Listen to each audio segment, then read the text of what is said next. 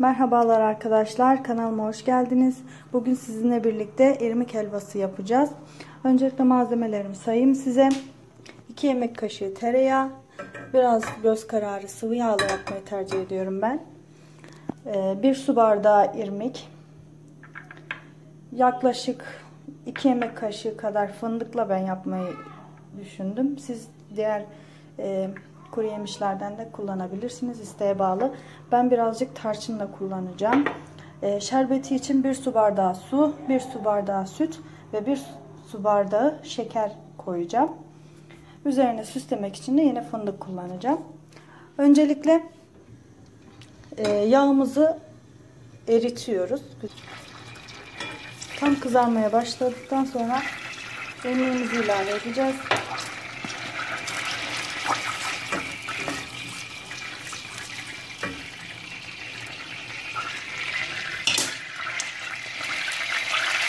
Evet, irmiğimizi ilave ediyoruz. İrmiğimizi tam kızarana kadar hiç durmadan şu şekilde karıştıracağız.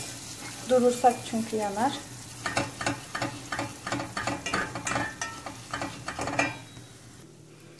İrmiği kavurduktan sonra biraz daha kavurmasına devam edecek o. Kenarda da şerbetini yapalım. 1 su bardağı suyumuzu koyuyoruz. 1 su bardağı şekerimizi ilave ettikten sonra bunu burada kaynamaya bırakıyoruz. Bunu hiç durmadan karıştırmaya devam edeceğim şimdi arkadaşlar. Dönmeye başladı. Kamerada tam belli olmasa da ben buna şöyle çok az tarçın ilave ediyorum. İçinde daha çok lezzet veriyor. Kokusuyla, kıvamıyla.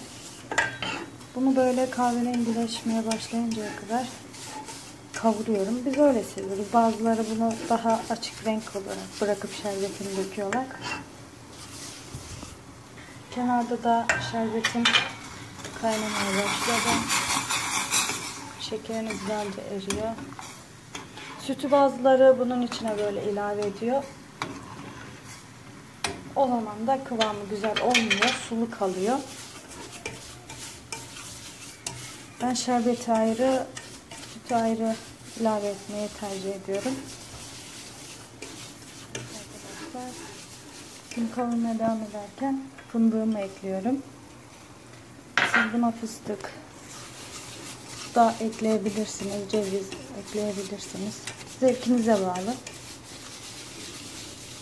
Böyle tarçınımı da ilave ettim. Karıştırmaya devam ediyorum aynı şekilde. Şerbetim kaynadı artık. Altını kapatabilirim.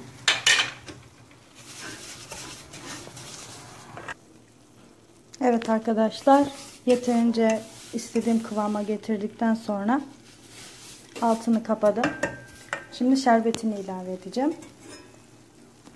Burada dikkat edin, kendinizi yakmayın. Yavaş yavaş ilave edin.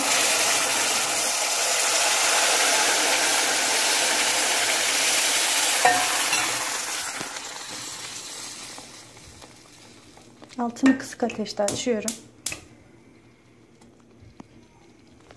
Şimdi sütünü ilave edeceğim.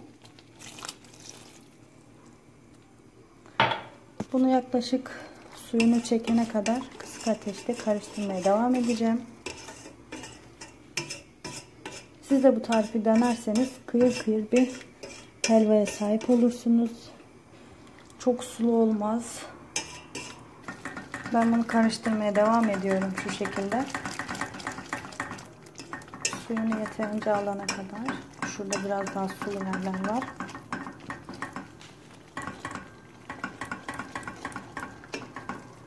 Gördüğünüz gibi katı bir kıvam aldı. Kısık ateşte bu arada karıştırmaya devam ediyorum. Tam kuruduğuna emin olduktan sonra altını kapatacağım. Evet. Olmuştur bu. Altını kapadım. Son bir karıştırayım. Tamam arkadaşlar. Bu tamamdır. Şimdi bunun kapağını kapatacağım. Yaklaşık 10, 15, 20 dakika bunu dinlenmeye aldım. Daha sonrasında süslemeye geçeceğim. Dinlenmeye aldığım tatlımı ara ara ben açıp karıştırıp öyle kapatıyorum ki daha çok suyunu çeksin. Güzelce karıştırdıktan sonra tekrar bir dinlenmeye alacağım. Dinlenen helvamın üzerine açtım. Şöyle şekilli aparatlarıma yerleştirdim. Bunları ters çeviriyoruz. Piştikten sonra şekil verme aşaması. Şu şekilde. Bunların üzerine dondurmayla süsleyip yiyeceğiz. Evet arkadaşlar, şu şekilde dondurmayla süsledikten sonra üzerine fındık döşedim. Hepinize afiyet olsun. Şöyle kıvamını da size göstereyim. Çok güzel bir tam kıvamında, tam ölçülü irmik helvası. Hepinize afiyet olsun.